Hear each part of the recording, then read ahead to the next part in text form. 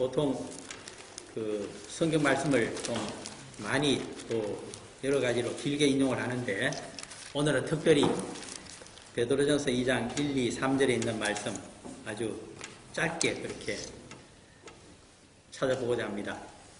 여기 본문 가운데 보면 이제 사도 베드로가 초대교회 성도들에게 7가지 권면의 말씀을 하는데, 방금 읽어보신 그대로 1절에 있어서는 이제 버려야 될 것 5가지를 먼저 이야기하고, 2절과 3절에 있어서는 반드시 취해야 될 것, 얻어야 될 것 2가지를 또 얘기해 줍니다.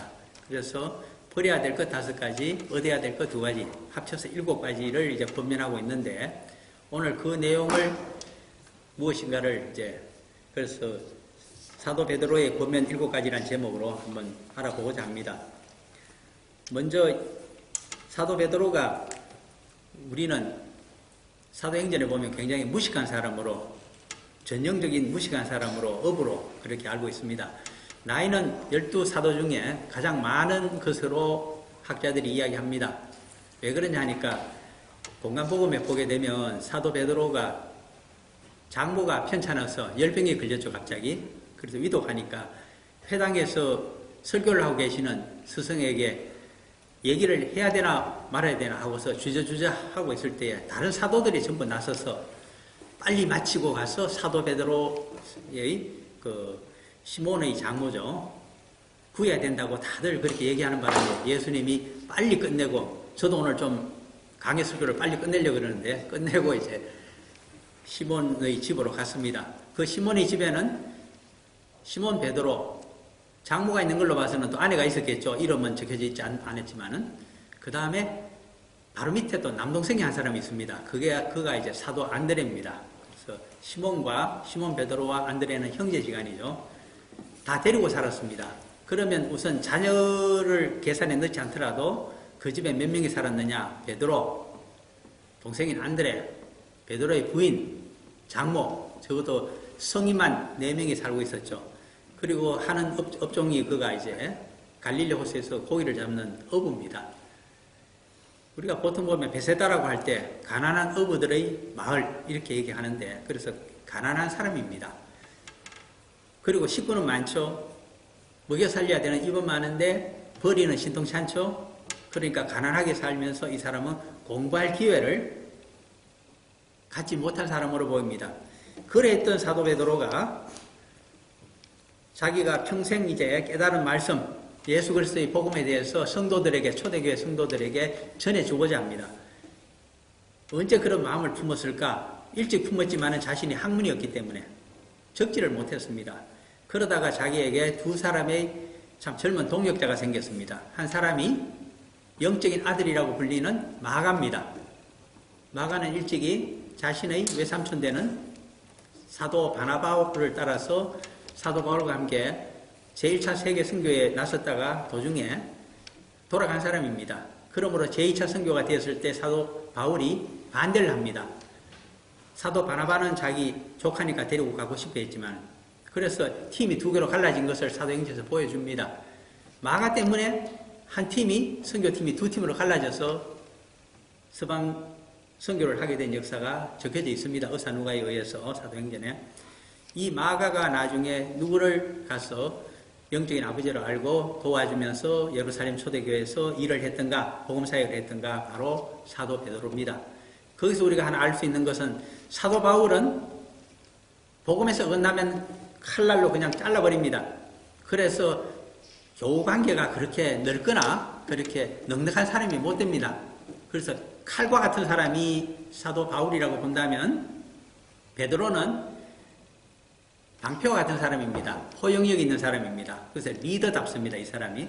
12사도의 리더라고 하는 것이 나이가 많다고 해서 그냥 얻어진 친구가 아니라 포용력이 있고 대장감이라고 하는 의미입니다.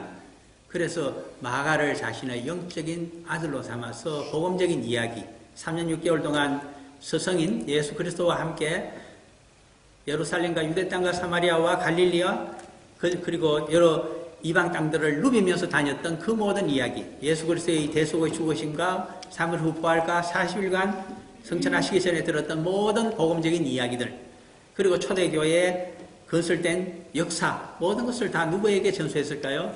마가에게 전수한 것입니다.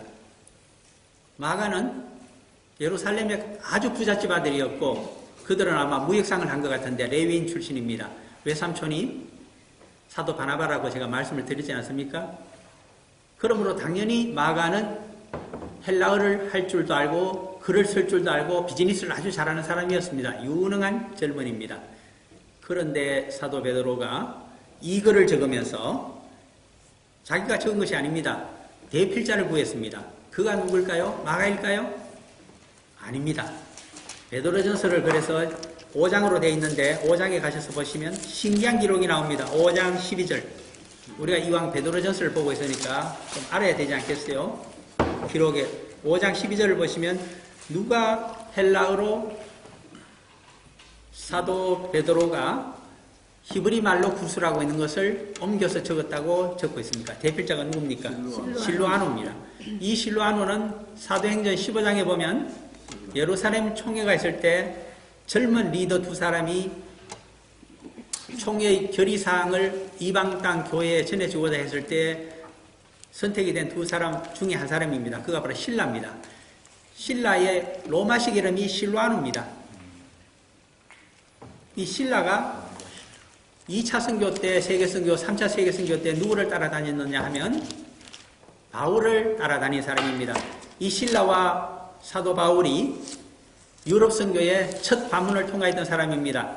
드로아에서 소아시아 제일 서쪽에 있는 항구 드로아에서 배를 타고 네아폴리 항이라고 하는 마케도니아 첫 번째 항으로 가서 거기는 사람이 별로 살지 않기 때문에 그 위에 북서쪽에 떨어져 있는 첫 도시 빌립보로 가서 거기서 안식일이 되자 내가에서 기도회를 하고 있는 여인들 만나서 사도 바울과 실라가 복음을 전했기 때문에 첫 번째 유럽의 교회가 빌립보에서 탄생을 할 때 바로 이 실라가 사도 바울과 함께 했습니다. 옥에도 같이 갔습니다.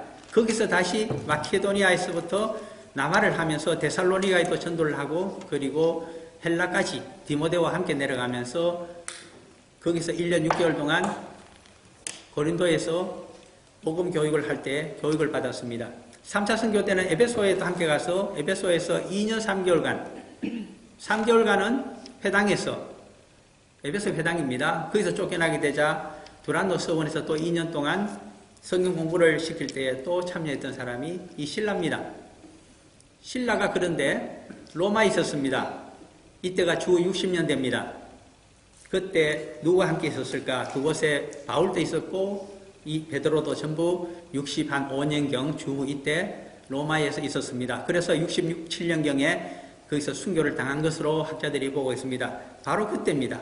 죽기 전에 죽을지도 모르기 때문에 내가 글을 남겨야 되겠다. 참 이제 60대 중반 나이가 넘어서 70 가까이 된 저하고 비슷한 나이가 됐는지 모르겠습니다. 이 베드로가 결심을 합니다. 그러면 마가를 시킬까 실라를 시킬까 하다가 실라에게 헬라말로 적어달라고 했습니다. 왜 그랬을까요? 이제 우리가 아셔야 됩니다. 두 사람은 다 교포 유대인, 특별히 실라는 교포 유대인 출신 맞습니다. 헬라파 유대인입니다. 마가는 예루살렘에 살고 있었지만 본래가 구브로 섬에서 온 사람들이면서 교포 출신입니다. 두 사람이 다 헬라어에 능통했습니다. 그러나 베드로가 보기에는 더 설득력 있는 히브리 정경의 깊은 뜻을 가지고 글을 적어줄 사람은 마가가 아니고 실라라고 선택을 한 겁니다. 그 점을 알 수 있는 것이 우리가 사도행전 15장에 가셔서 한 구절만 찾아보면 무슨 이야기를 하고 있는지 금방 이해를 할 수가 있습니다. 사도행전 15장에는 특별히 예루살렘 제1차 총회에 대한 이야기가 나오면서 이 실라와 또 한 사람의 젊은 지도자가 안디옥, 이방 시리아 안디옥에 와서 성도들에게 예루살렘 교회 소식을 전해주면서 설교를 한 내용이 있습니다. 그것이 의사누가에 의해서 사도행전 제15장 31절과 2절에 적혀져 있습니다. 사도행전 제15장 31절 32절 같이 한번 읽어보실까요? 읽고 그 위로한 말을 기뻐하더라. 유다와 실라도 선지자라 여러 말로 형제를 권면하여 굳게 하고 이렇게 적혀져 있습니다. 유다와 실라 예루살렘 교회의 젊은 지도자급입니다. 그들을 특별히 의사 누가가 선지자라고 부르고 있습니다. 선지자는 말씀에 능통하다는 뜻입니다. 마가보다 히브리 경전과 말씀에 훨씬 밝은 자가 바로 실라라는 이야기를 하고 있는 겁니다. 그러므로 베드로 전서는 실라에 의해서 쓰여지고 베드로 후서 역시 그렇게 쓰여졌다는 것을 볼 수가 있습니다. 이제는 누가 구술을 했으며 누구의 사상을 담았으며 누가 대피를 했으며 그 자리에 로마에 누가 있었다 하는 것을 보게 됩니다. 그리고 베드로전서 5장 13절을 보게 되면 어디에서 이 편지를 썼다고 하는 지명이 나옵니다. 13절에 무엇으로 적혀져 있죠? 특이하게 사도 베드로가 구술을 합니다. 바벨론이라고 이야기합니다. 이태리에 있는 로마의 제국의 수도 로마시에 대해서 그는 바벨론이라고 표기를 합니다. 왜 그랬을까요? 영적인 표기입니다. 요한계시록 가게 되면 바벨론에 대한 이야기가 나타납니다. 바벨론은 느부갓네살 황제 때 주전 586년에 지상 마지막 제사장 나라이며 하나님의 나라였던 서민의 나라였던 다윗 왕조 유다 왕국을 멸망시킨 왕조입니다.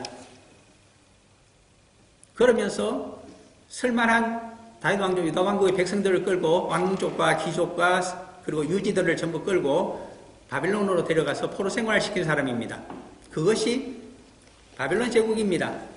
그러므로 선민들의 입장에서 보면 원수와도 같은 나라이며 핍박자입니다. 그들은. 그러므로 로마를 바벨론으로 표기하고 있습니다. 그 말은 로마 제국이 지금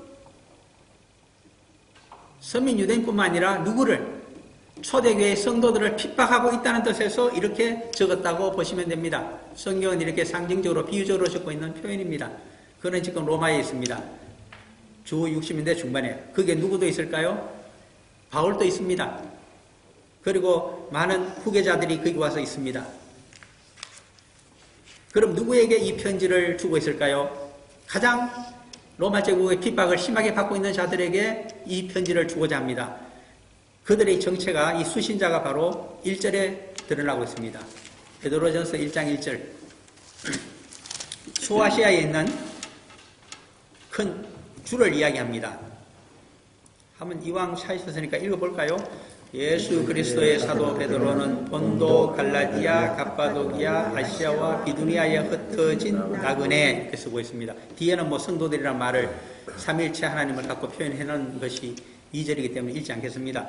1절에 보면 제일 먼저 이 편지를 주고 싶은 대상자가 가장 로마 제국의 핍박을 많이 받고 있는 소아시아 북쪽과 그리고 동부, 북부와 중부에 있는 주에 살고 있는 초대교회 성도들에게 주고 싶다는 뜻입니다.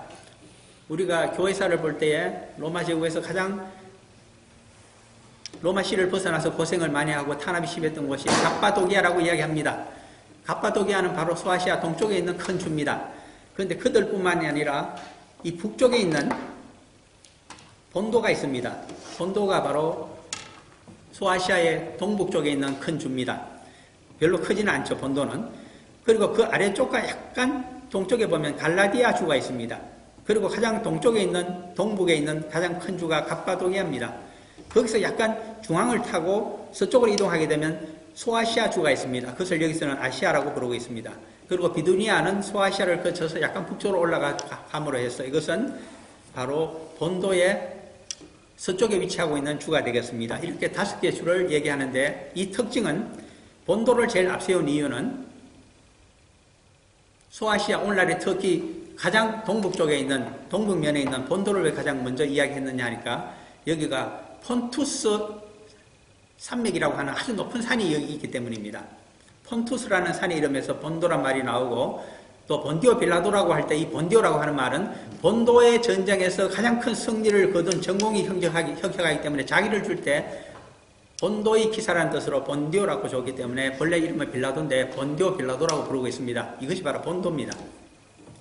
그리고 그 다음에 있는 이 4개의 주는 본도 옆에 있거나 그리고 바로 아래쪽에 있으면서 이것은 소아시아, 터키 중부 지역에 포진하고 있는 주들입니다. 이들의 특징은 아나톨리아 고원지대에 분포되어 있는 주를 지금 이야기합니다. 여기에 있는 5개 주는 척박한 곳입니다. 높은 고산지대입니다. 그러므로 여기에 있는 보통 그 아나톨리아 고원지대가 어느 정도냐 하니까 해발 2000m 이상이라고 이야기합니다. 그 북쪽에는 무엇이 있느냐 하니까 바로 아름다운 흑해가 있습니다. 그러므로 여기가 흑해의 스위스라고 부르고 있는 지역입니다. 말이 좋아 스위스지 그것은 올라가기 힘들다는 이야기입니다. 그래서 사도 바울이, 베드로가 아닙니다. 사도 바울이 선교를 할 때에 이 줄을 전부 빼놨습니다. 사도행전을 아무리 뒤져보십시오. 여기에 갔다는 이야기 없습니다. 그럼 사도 바울은 어떻게 했을까요? 그런 마음이 급합니다. 죽기 전에 서방전도를 끝내고 재림하시는 예수님을 맞이하고 싶은 것이 자신의 소원입니다. 그래서 대도시를 띄엄띄엄 하면서 교회만 세우게 되면 바로 후계자들에게 넘기고 지나간 사람이 사도 바울입니다. 그러므로 이 고지대를 가지 않았습니다. 누가 갔을까요? 그 뒤를 따라가면서 초대 예루살렘 교회의 첫 번째 총회장이긴 했지만은 그 다음에 후계 체제가 구성이 됐습니다. 그들에게 다 넘겼습니다. 50년대부터 벌써 그는 후를 별로 할 일이 없었습니다. 사도 베드로가. 그때부터 선교에 나섰습니다. 사도 바울이 간 곳은 일체 가지 않았습니다. 사도 바울이 남겨두고 간 곳 어려운 곳만 찾아서 선교를 하다가 로마에 가서 만나게 된 자가 사도 베드로입니다. 그런 시각으로 우리가 베드로를 바라봐야 됩니다. 그의 넓은 포용력, 나이는 예수와 비슷했습니다. 예수님은 싱글이었지만 그는 싱글이 아니었습니다. 그러나 처자식을 버리고 복음사에게 나섰고 그리고 죽기까지 그 사역을 감당한 자가 사도 베드로입니다. 그와 같은 사실을 알면서 우리가 이거를 들여다볼 때 사도 바울의 이 글과는 또 다른 하나의 감격과 우리가 어떠한 삶으로 살아가야 되는가를 우리는 영적으로 깨달을 수가 있다고 하겠습니다. 이렇게 중요한 사도 베드로가 이제는 자신과 사도 바울이 로마에서 핍박을 받고 있습니다. 언제 죽을지 모르는, 순교할지 모르는 입장입니다. 그러므로 자신과 동일하게 지금 소아시아 북쪽과 그리고 동쪽의 이 땅에서 로마 제국의 핍박을 받고 있는 초대교회 성도들에게 그가 권면의 말씀을 하고 있습니다. 어떤 말씀을 하고 있을까요? 이 모든 고난이 끝나게 되면 예수 그리스도의 대속의 십자가 고난 다음에 영광스러운 부활이 있고 영생의 천국으로 성천하여 하나님 나라에 들어가서 하나님 자녀의 기업을 얻는 놀라운 영광이 있는 것을 기대하면서 여러분들은 믿음의 길에서 떠나지 말고 끝까지 살아가라고 하는 말씀을 전해주는 것이 베드로전서에 있는 그의 유언과 같은 이야기들입니다. 그 중에 특별히 오늘날 성도들의 삶과 관련하여 7가지 내용을 이야기하고 있기 때문에 간단하게 이제부터 핵심만 살펴보도록 합니다. 첫 번째, 2장 1절입니다. 모든 성도들이여 모든 악독을 버리라고 이야기합니다. 복음적인 삶을 살고 있는지 복음을 떠난 삶을 살고 있는지의 첫 번째 판별 기준이 바로 모든 악독을 버렸느냐 안 버렸느냐에 달려 있습니다. 사람이 왜 악해지고 독해질까요? 원수가 있기 때문입니다. 자기를 미워하는 자가 있기 때문입니다. 원수가 있기 때문에 악으로서 악을 대항하려고 합니다. 그리고 원수가 사용하고 있는 사람을 죽이는 그 독을 자신도 사용하려고 합니다. 그것이 악독의 의미입니다. 그러므로 반대로 하자면 모든 악독을 버리라고 하는 것은 모든 생명을 돌보고 살리라는 뜻입니다. 그것이 절대적인 선을 주장하시는 여호와 하나님의 성품입니다. 하나님의 자녀는 모든 피조물을 여호와 하나님을 사랑하듯이 창조주를 사랑하는 자는 그 창조주가 만드신 피조물 하나하나를 사랑할 수밖에 없습니다. 그것이 이웃사랑입니다. 마가복음 12장 30절과 31절은 이렇게 되어 있습니다. 모든 계명과 하나님 말씀을 압축하게 되면 하나님 사랑, 이웃 사랑밖에 없다. 예수님의 답변입니다. 그 말씀은 어디 있는 말씀일까요? 모든 모세 오경을 들어가서 출애굽기에 나타난 십계명으로 압축을 하고 또 십계명을 2가지 단락으로 나누게 되면 1계명에서 4계명까지가 하나님 사랑입니다. 하나님을 사랑하기 때문에 창조주가 만드신 이웃 모든 피조물을 어떻게 나와 같이 사랑해야 될까가 바로 십계명 제5조에서부터 10조까지의 십계명까지의 내용입니다. 그 말씀을 해주고 있습니다. 그러므로 모든 생명을 돌보고 살려라. 모든 생명을 죽이고자 하는 악을 버려라. 모든 생명을 죽이는 방법론, 세상적인 방법론인 독을 사용하지 말라. 그 이야기를 하고 있습니다. 이 말씀이 요한복음으로 가게 되면 모든 복음을 한 절로 압축하고 있다고 하는 요한복음 3장 16절이 됩니다. 하나님이 세상을 이처럼 사랑하사 독생자를 주셨으니 이는 그를 믿는 자에게 멸망을 주지 않고 영생을 주기 위함이라고 적고 있습니다. 그러므로 생명을 살리는 자에게는 하나님께서 영생을 주시고 멸망을 주시지 않기 때문에 구원을 받기 위해서라도 여러분들은 악을 행하지 말고 원수를 악으로 미워하지 말고 원수를 사랑하라고 하십니다. 원수를 대속의 그리스도처럼 살리기 위해서 자신을 희생하고 헌신하는 삶을 살아가려고 하는 것이 첫 번째 모든 악독을 버리라고 하는 말의 의미입니다. 두 번째는 모든 기만을 버리라고 합니다. 이 기만에 대해서는 창세기 3장에 드러나 있는 마귀의 화신인 뱀이 어떻게 하나님의 청지기로 에덴 동산에서 교육을 받고 있던 아담과 하와 부부를 기만했던가를 보면 알게 됩니다. 마태복음 4장과 누가복음 4장에도 공생애를 시작하시려는 예수님께 세 가지 시험을 하고 있는 마귀의 시험이 드러나고 있습니다. 그 모든 것이 기만 행위입니다. 첫 번째, 이 뱀에 대한 마귀의 화신이 뱀에 대한 이 기만에 속아서 타락하게 되는 인류의 조상, 믿음의 조상들을 우리가 창세기 3장에서 볼 수 있게 됩니다. 그 다음에 또 기만은 어떻게 나타날까요? 사탄이 대해서 기만이 나타납니다. 완전히 우리를 속입니다, 사탄은. 그 점에 대해서는 한 구절만 찾아보시면 금방 나타나실 것입니다. 고린도 후서로 가셔서 11장 14절을 보면 사탄이 우리에게 어떤 모양으로 나타난다고 하는 것을 사도 바울이 아주 알기 쉽게 적고 있습니다. 고린도 후서 11장으로 가셔서 우리가 잘 아시는 말씀이지만 이 기회에 한번 그 한 구절로 용어 하나로서 정리를 하시기를 바랍니다. 고린도 후서 11장 14절. 고린도 후서 제 11장 14절입니다. 같이 읽어봅니다. 이것은 이상한 일이 아니니라. 사탄도 자기를 광명의 천사로 가장하나니. 아멘. 광명의 천사로 사탄이 가장을 해서 나타나기 때문에 세상에는 적그리스도와 거짓 선지자가 그렇게 많은 것입니다. 한자숙으로 하면 비슷한 말로 양두구육이라는 말이 있습니다. 육고기를 파는데 양의 대가리를 내놓고 실은 개고기를 팔고 있다는 뜻입니다. 사실 한국에 보신탕이 있어서 세상적으로 많은 비난을 받고 있습니다만은 저는 이민생활을 하면서 보신탕보다는 이제 보양탕을 먹게 됐는데 이 보양탕 할 때 양의 뒷다리를 삶아서 그 고기를 갖고 보신탕처럼 끓인 겁니다. 맛이 어느 것이 더 좋았냐고 지금 저보게 물으신다면 보양탕이 훨씬 맛있습니다. 한국 사람들이 역사 이래로 양을 키우지 않았기 때문에 몸이 허약해서 병구안을 위해서 개고기를 먹었다고 한다면 만약 목축을 하면서 양을 키웠다고 하면 한국 사람들이 옛날부터 양고기를 먹었을 것입니다. 그런 문화적인 차이를 생각하면서 우리가 봐야 되지 않겠습니까? 어쨌든 양이 더 귀하기 때문에 양두구육이라는 말을 씁니다. 만약에 개가 더 귀했다고 하면 양두가 아니라 구두 양육이라고 바꿔야 되겠죠. 그런 것도 우리가 볼 수 있게 됩니다. 이것이 전부 사기 행위인데 이것이 바로 속인다는 뜻이 속임수가 바로 사탄에서 온 겁니다. 그 다음에 또 여기 기만에 대해서는 우리가 바리새인들로부터 볼 수 있는 기만 행위가 있습니다. 어떤 것이 있을까요?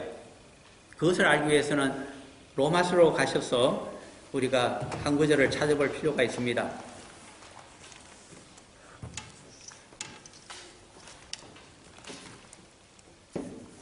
로마서가 아니라 히브리서로 가시는 것이 더 좋을 것 같습니다. 히브리서 7장으로 가보시면 히브리서 저자, 익명의 저자가 27절에서 이런 말을 적고 있습니다. 히브리서 제7장 27절에 유대교 지도자들이 또 바리새인들이 또 대제사장이 어떠한 기만 행위를 하고 있는가에 대해서 우리에게 보여줍니다. 한번 읽어볼까요? 그는 저 대제사장들이 먼저 자기 죄를 위하고 다음에 백성의 죄를 위하여 날마다 제사 드리는 것과 같이 할 필요가 없으니 이는 그가 단번에 자기를 드려 주셨음이라. 아멘. 여기 있는 구절은 예수 그리스도의 대제사장으로서의 속죄의 제사와 그리고 유대교에 의한 대제사장들의 속죄의 제사가 어떻게 다른가 하는 것을 지금 지적하고 있는 말입니다. 조금 과장된 표현으로 히브리서 저자가 날마다 제사 드리는 것과 같이라고 되어 있습니다만은 이것은 해마다 드리는 제사로 바꿔주는 것이 더 이해하시기 편하실 것입니다.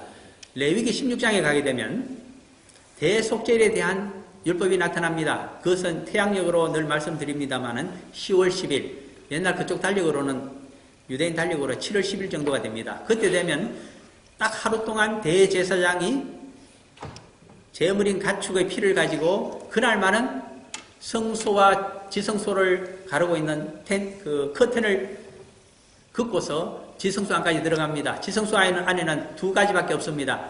하나 언약궤가 있고 언약궤 뚜껑인 황금으로 만들어져 있는 속죄소가 있습니다. 거기에 제물의 피를 뿌립니다. 물론 향로에다가 가루향을 가지고 가서 그것으로 자욱하게 그것을 가립니다. 여호와 하나님께서 그 궤에 임재를 하셨다고 보기 때문에 여호와 하나님 임재하신 장소에 인간이 바로 연기로 가리지 않고 진면목을 보게 되면 죽기 때문에 그 짙은 향연으로 가리게 됩니다. 그리고 거기서 간절히 기도합니다. 오늘 이 대속죄일에 모든 우리 백성들의 죄를, 저의 죄부터 시작하여 모든 제사장들의 죄와 모든 우리 선민 유대인들의 죄를 용서하여 주십시오. 지난 1년 동안 모든 죄를 간절히 기도합니다. 그러면 음성과 같은 신탁이 들려옵니다. 지난 1년 동안의 모든 죄를 사했노라. 서로 음성으로 들려오지 않더라도 이 마음속, 영혼 속에서부터 깨닫게 되게 되면 즉시 기쁨에 뛰어나가서 바깥에 기다리고 있는 성막의 뜰에 있던 모든 백성들이 장로들에게 선포를 해줍니다. 그것을 기뻐하면서 모든 장로들이 12지파에게 다 전달을 합니다. 무엇을 이야기할까요? 1년 동안 지은 죄가 대속죄일 대제사장의 제사로 말미암아 탕감을 받았다는 것입니다. 그 다음 날부터 어떻게 될까요? 또 죄를 범합니다. 언제 탕감받게 됩니까? 1년 후 바로 그날입니다. 그것이 유대교의 속죄의 죄사입니다. 그런데 탕감하고 나면 그 다음부터 또 죄를 반복하여 짓는 선민 유대인들입니다. 그런데 바리새인들과 대제사장들이 어떻게 가르쳤을까요? 우리에게는 속죄의 제사가 있다. 그러므로 의인이며 우리는 영원한 구원을 받을 수 있다. 이제 한번 여쭤봅니다. 받을 수 있을까요? 받을 수 없을까요? 제사가 끝나게 되면 그 다음 날부터 죄인입니다. 받을 수가 없습니다. 이것이 기만 행위입니다. 그래서 예수님께서 오셔갖고는 방법이 없다. 율법의 의를 가지고, 로마서 10장 5절에 있는 말씀입니다. 율법의 의를 가지고, 물론 레위기에서는 영원히 살리라고 이야기했지만 그것으로 살 수가 없다. 너희들은 죄인이기 때문에. 그럼 유일하게 영원한 구원과 속죄를 받는 방법은 내가 대속의 십자가를 지고 3일 만에 부활할 수밖에 없다. 그 방법 외에는 없다는 것을 말씀하신 것이 우리 주님의 교훈이요 생애적인 간증입니다. 이제 기만까지를 보았습니다. 그 다음에는 외식이 나타납니다. 우리 외식하면 바리새인의 외식을 예수님께서 마태복음 23장에서 얼마나 지적을 많이 하셨는지 모릅니다. 이 외식이라고 하는 것은 하나님의 눈을 의식하지 아니하고 사람의 눈을 의식해서 믿음 생활을 하는 것이 바로 외식입니다. 그것이 정확한 외식의 뜻입니다. 선민 유대인들에게만 해당이 될까요? 아닙니다. 오늘날 우리 모든 성도들에게 해당이 되고 있습니다. 우리들의 믿음 생활이 하나님의 눈을 의식하지 않고 사람들의 눈을 의식해서 사람들의 눈을 속이면 하나님의 눈을 속일 수 있는 것처럼 믿고서 살고 있다고 하면 그것은 잘못된 신앙입니다. 구원을 받을기에 합당하지 아니한 신앙입니다. 그 점이 바로 여기서 얘기하는 외식이기 때문입니다. 그래서 그토록 그러한 유대교를 백성들에게 가르치고 있는 율법 선생인 랍비들, 바리새인들을 그렇게 야단을 치셨던 것입니다. 그것을 고치라고 합니다. 초대교회도 마찬가지입니다.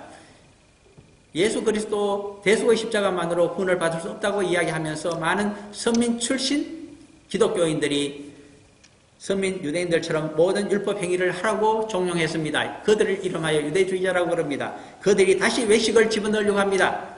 오늘날 교회에도 마치 군대에 가면 진심으로 국가를 위해서 충성하고 있는지 안 하는지를 따지지 않고 복장 단정, 용어 단정으로 모든 것을 다 처리하려고 합니다. 옛날에 장발 단속 얼마나 했습니까?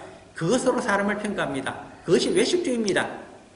오늘날 한국 사회가 외식에 엄청나게 빠져 있습니다. 마음의 중심을 보시는 여호와 하나님을 두려워하는 것이 아니라 외모를 가꾸고 아름답게 단장을 하고 화려하게 치장을 하고 하면 그것으로 대단히 잘 살고 훌륭한 사람인 줄 착각을 하고 있습니다.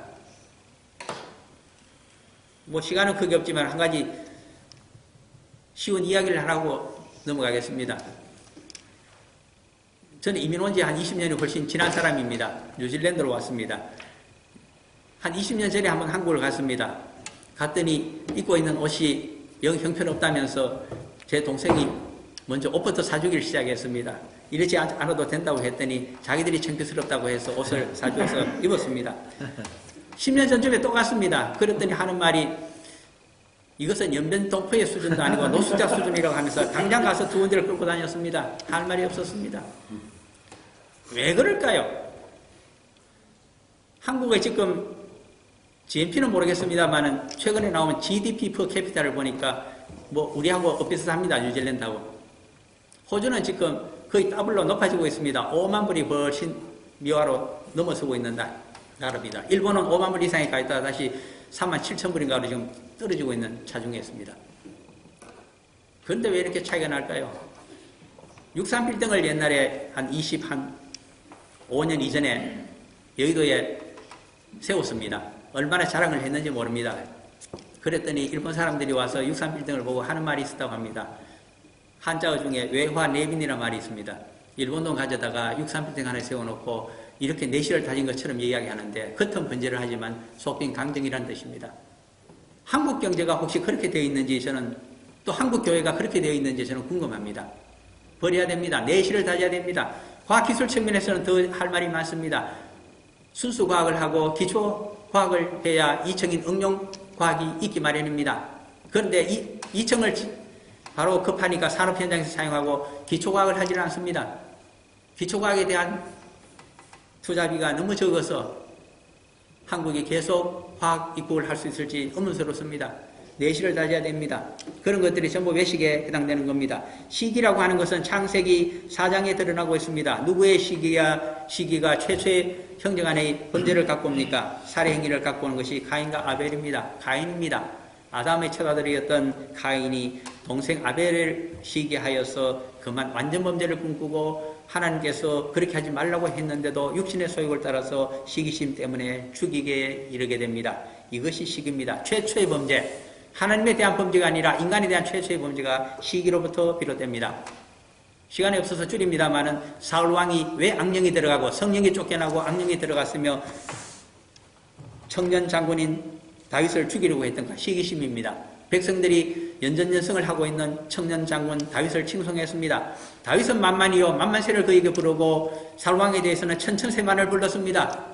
그 말을 바꾸게 되면 그 옛날에 잘 싸우던 사울 왕이 다윗에 비하면 10분의 1밖에 깜냥이 안 된다는 이야기입니다. 그래서 시기해서 창을 던져서 몇 번이나 죽이려 한 것이 바로 시기심에 따른 것입니다. 그러한 시기심을 버리라고 합니다. 한국 사람이 시기심만 버리게 되면 그 좋고 총명한 머리로 하나님도 잘생기고 세상에서 얼마나 훌륭한 민족이 될 텐데 참으로 안타까운 것이 바로 이 시기심입니다. 사촌이 논을 사면 배가 아프고 그리고 사돈이 논을 사면 들어 누워야 되는 것이 한국 사람의 심보라고 한다면 그것을 고치는 것이 성도의 사명이라고 하겠습니다. 모든 비방하는 말을 버리고 예수 그리스도의 공생애 가운데 가장 비방하는 유대인들의 말이 하나 있습니다. 그것이 바로 바알세붑이라고 하는 용어입니다. 예수님께서 귀신을 쫓아내셨습니다. 그랬더니 어떤 유대인들이 비방합니다. 무엇이라고 비방합니까? 귀신의 왕인 바알세붑의 힘을 빌려서 귀신을 쫓아낸다고 하는 이야기로 비방을 한 것입니다. 우리가 혹시 거짓으로 진실은 그러하지 않은데 몇 사람이 모여서 그저 자기들 이치에 맞다고 해서 이렇게 비방하고 있는 행위가 있다면 성도들은 급히 버려야 됩니다. 그 다음에 두 가지를 가지라고 합니다. 이제는 버리는 것이 아닙니다. 첫 번째 가져야 될 것이 2절에 갓난 아기와 같이 순전하고 신령한 젖을 사모하는 믿음을 가지라고 합니다. 이것이 구원에 이르게 한다는 겁니다. 갓난 아기와 같은 믿음을 가진 자가 누구였을까요? 저는 한 사람만 이야기하면 금방 알아챕니다. 예수 그리스도가 바로 여호와 아버지 하나님 앞에서 갓난 아기와 같이 살아간 공생애를 살아간 사람입니다. 예수 그리스도의 믿음의 특징이 무엇인가? 갓난 아기의 믿음을 갖고 있습니다. 한 기절을 찾아봐야만 이해가 좀 되실 것 같습니다. 요한복음 5장으로 가셔서 30절을 한번 보시기를 바랍니다. 요한복음 5장 30절입니다.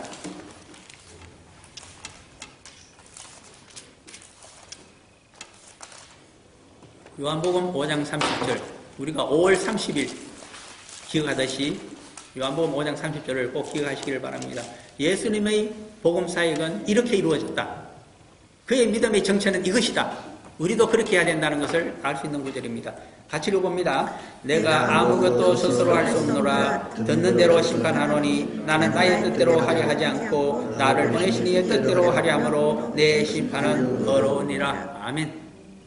예수님도 아버지 하나님의 뜻대로 아버지 하나님께서 말씀하신 대로 듣는 그대로 판단하고 그대로 실천하셨는데 우리가 어찌하여 우리가 예수님보다 더 나은 자입니까? 더 훌륭한 자입니까? 예수님이 12명 끌고 사도를 데리고 다닌다면 우리는 12,000명을 끌고 다니는 자입니까? 예수님께서 2, 3만 명 모아놓고 대군중 집회를 했다면 우리는 2, 30만 명을 모아놓고 할 수 있는 능력자입니까? 그런데 그렇게 생각하면서 앰프를 동원하고 스피커를 동원하고 여의도 광장에 100만 명을 모았다고 하면서 떠드는 자들이 많습니다. 자기 교회는 한 주일에 수십만 명이 모여서 예배를 드리고 수백억의 은행빚을 들여서라도 그것을 헌금으로 갚아가면서 지금 떵떵거리고 있는 사람들이 많이 있습니다. 왜 그러한 사치와 외형과 어른스럽다는 또 하나님이 자신에게 태유를 주었다는 이야기를 거침없이 하고 있을까요?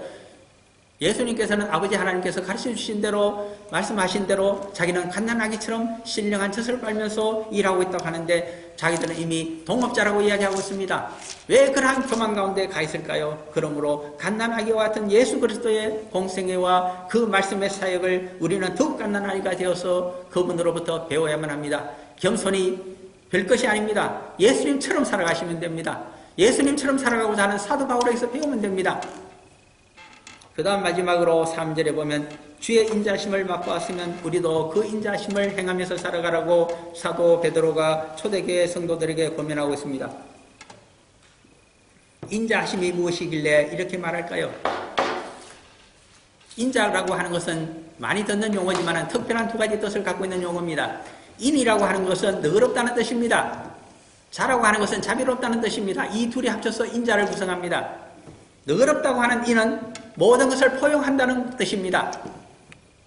선민 유대인들은 유대인들만을 구원하고 유대인들만 속죄의 제사를 드리고 유대인들만 어렵다고 생각했으며 모든 이방인들은 유대인처럼 살지 아니하면 멸망이 된다고 그렇게 주장한 사람들이 선민사상이요 선민구원사상이요 선민중심 사상이며 그렇게 살기 때문에 자기들은 모든 현세적인 축복을 여호와 하나님으로부터 받는다고 생각했던 자들이 선민유대인이고 유대교의 교리입니다. 그런데 예수님은 얼마나 너그러우신 분이셨던가 그렇게 속 좁은 이야기를 하지 않았습니다. 선민과 이방인 모두의 아버지이신 여호와 하나님의 뜻을 따라 나는 만민을 구원하기 위해서 왔다.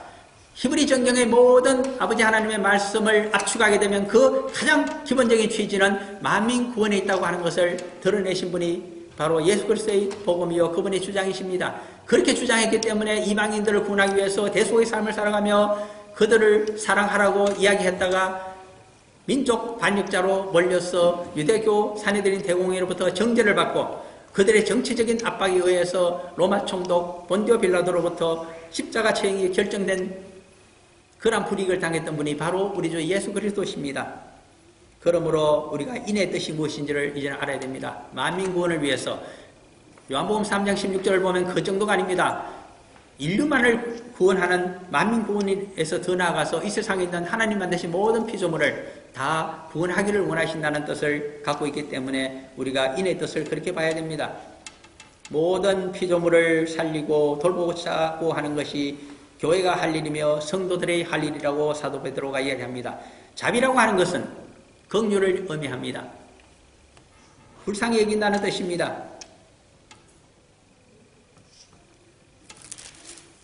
베드로전서 예를 하나 들어봅니다. 3장으로 가셔서 7절을 보시게 되면 가정에서도 성도는 어떤 긍휼을 베풀으라고 적고 있는지를 한눈에 보실 수가 있습니다. 베드로전서 3장 7절입니다. 같이 읽어보겠습니다. 남편들아 이와 같이 지식을 따라 너희 아내와 동거하고 그를 더 연약한 그릇으로 그릇이요 또 생명의 은혜를 함께 이어받을 자로 알아 귀히 여기라. 이는 너희 기도가 막히지 아니하게 하려 함이라. 아멘. 남편이 육신적으로는 남자이기 때문에 아내보다 힘이 강할 수가 있습니다. 그렇다고 해서 육신적인 힘으로 가정의 질서를 유지하고 아내를 정복하고 지배하라고 하는 뜻이 결코 아니라고 하는 뜻을 이야기합니다. 영적으로 바라봤을 때 창세기 1장 26절과 27절을 보게 되면 특별히 27절입니다. 하나님의 형상과 모양대로 인간을 만드시되 세상에서 살아가는 인간들에게 청지기의 축복을 주시면서 남자와 여자에게 주시고라고 창세기 1장 27절에 이야기합니다. 하나님께서는 축복을 주실 때에 모든 인류에 대한 축복을 남자와 여자에게 똑같이 나눠서 주셨습니다. 그러므로 온전한 축복 가운데 들어가자면 남자와 여자가 일부일체로 가정을 이루고 거기에서 하나님께 충성할 때 하나님의 축복이 가정에서부터 자녀에게로 흘러넘칠 수가 있다고 하는 것이 창세기 1장과 2장에 있는 가정제도에 또한 적혀져 있는 기록의 내용들입니다. 그러므로 생명의 은혜를 함께 이어받은 자로 알아 휘히 여기라 그렇습니다.